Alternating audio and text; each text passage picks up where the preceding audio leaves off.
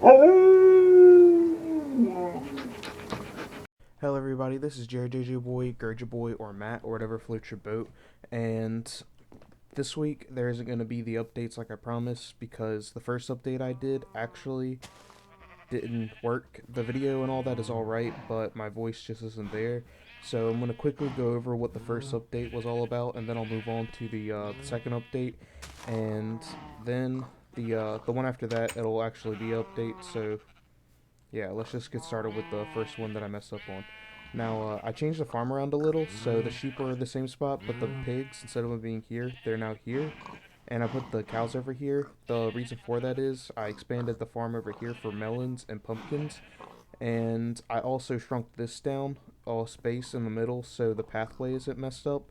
And when both of those things were done, this area right here, it was pretty big, and the amount of cows in there didn't justify that area. So I decided to put something more cosmetically and more aesthetically pleasing, like a well. And just to show you, this is just one path all the way around.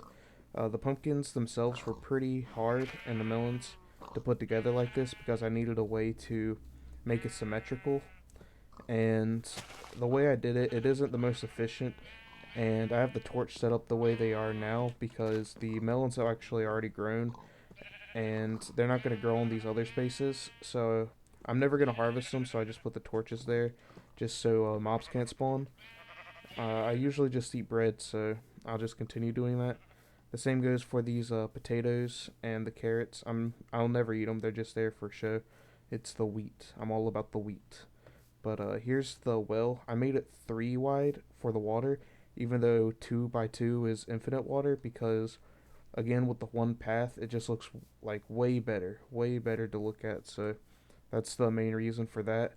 And also when it's too wide, it just doesn't look right with these carpenter blocks. The carpenter blocks, you can make them look like any block you want. So it helps out when you're making these curved surfaces. I didn't put any on that because I like how that looks by itself without it. And with the carpenter blocks, it just didn't look right. It felt like there was too much wood, but here I think it looks all right. The well is definitely going to get changed. So yeah, don't count on it looking like that for long. And these chests over here are meant to store the food, even though I got the computer up there. This is just more for just for it to look better, you know, have a place to store the crops. And over here where the skeleton spawner is, I did what I was saying. I made it look like a mine entrance, and I even added these blocks right here, these plank strips. They don't really do anything. It's more just for cosmetic stuff for it to look good. I like how it looks like a sill, and I think the more realistic it looks, the better. And as you see, I've done nothing with the skeleton farm. So let's move on to what I have been doing this weekend. I'll just fast forward my running so you don't have to see it.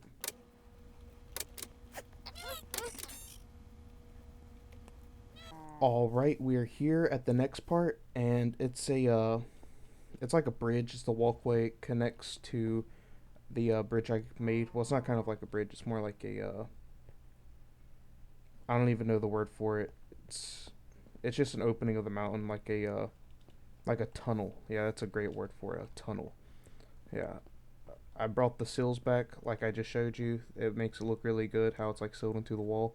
And earlier last week, I said that in order to make a farm over here or something, I needed a bridge that went over here, and then this naturally dipped down, so I just carved it out and made it look like this. I think it looks really nice, and the bridge right there, it looks really good how it goes all the way down like that, and I'm actually happier about how it turned out right there because this was kind of rushed. So yeah, but this part is not its final product. It's definitely gonna need some more. And these slabs right here actually took me a little while to make because there's a certain thing that you need, and pretty much it's what these strips are. They're about that wide, but you can stack them on top of each other. So I stacked up enough so it looks like a slab that you put on the side. And without the slab, it looks really clunky because it's only this 2 wide space going through the hill. But when it's just a half slab, it's like it's 3 wide, but these half blocks right here makes it feel more roomier. So I think it looks really nice. I would have put the slabs on top too, but it just didn't look right. So I just decided to keep it like that. I don't know. It's gonna change because as it is right now, I'm not like thrilled with it, but I'm content with how it looks for now. It serves its purpose well, and I got another thing going on here. It's a bridge going up. This was not here in the last video, as was, well, none of this was here last video. So I'll just go on up here to show you what's going on. What I did was I made a carbon copy. Wow, I need to fix this right here. That does not look good. But I made a carbon copy of the house down there at the farm because I don't want these villagers to have like any particular identities to themselves other than their profession. Like the house down there is its only identity is it's a farmhouse. You know, farmers live there. They take care of crops and the animals for the village. And this dude right here who lives here, his only identity is going to be a blacksmith. And I thought it was appropriate for him to be closer to the town than the farmer was, because the farmer isn't really going to go to town. You know, he's just going to be doing his crops. He'll come to town ever so often, but the blacksmith is going to be a place where everybody goes because they're going to want their tools upgraded and their weapons. So yeah, that's why I put it on the hill. It also has a really nice view, and it's over the tunnel. So yeah, I thought it was a great location for a house. So you come up here, it goes directly straight up, straight from the blacksmith's house into this area, where it's just a bunch of seared brick, seared cobblestone, and seared cracked cobblestone. And this is the furnaces that I was using down there that doubles your ore. I believed I showed it to you guys in the digital miner episode briefly, but yeah, this is pretty much what it is. And this is what you throw it in. This makes the blocks. So like if I put, what is it, 9 to make a block? If I put 9 in here, 9 ore, then I can get 18 bars, which is 2 blocks. So with just the 9 ore, I'd be able to fill up 2 of these basins. And right now, it can do a lot, can make a lot. And over here are the tables. They're not like the basins where they make blocks, but you can cast things like rapiers, swords, hammers, things that make life easier. It's really in depth with Tinker's Construct. I might do a video later on about it. I might not. No promises. And this is just mirrored on both sides to keep it cosmetically appealing, because it would look weird for it to just be on one side. But I guess you could pull it off if you put something over here. But just for it to be like a hallway and you just see it over there, it'd just be weird. And back here, I don't know what I'm gonna do with it yet. Uh, because it actually comes up from below the digital miner. I'll break this so you can see. The digital miner's up there, so we can actually go up there right now. So yeah, I really have no idea what my plans are with that specific part in the back, other than I guess I could put a tool shop there. But yeah, see, the digital miner's here and it's still going. It actually has done a lot. It's mined like 3,000 so far, because it was at exactly 17,000 and it's almost 14,000 now. So yeah, 3,000. I got a crap load of materials to work with.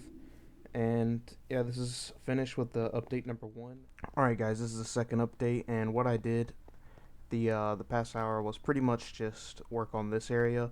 Before, it was just a bunch of seared cobblestone, but I changed it to stone brick because I think stone bricked and this compressed cobblestone looks way better.